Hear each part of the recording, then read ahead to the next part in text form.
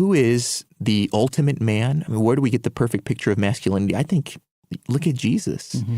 He was a man of sorrows and acquainted with grief. He was a man of sacrificial love for his people, laying down his life. I think the idea of a man as a protector and a provider, I think there's something really good in that.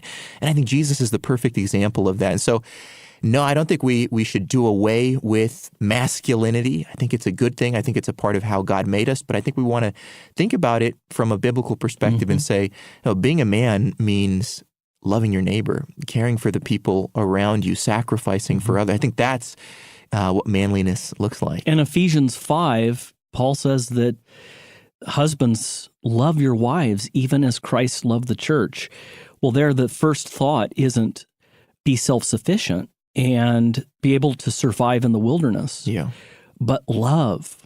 That's what a lot of people associate with femininity.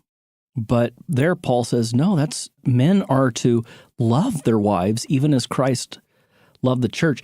I couldn't agree more with you, Adriel, that in our society, we have on one hand a caricature of masculinity that has been in part created by distorted views of people who claim to be macho. They assert themselves, and being a man is about power, and it's about controlling things and dominating things.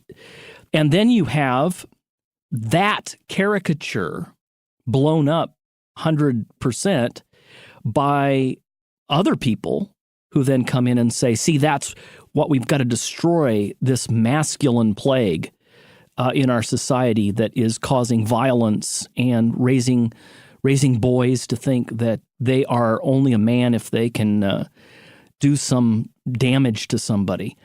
We've got to stop that. Whoever said that was being a man in the first place?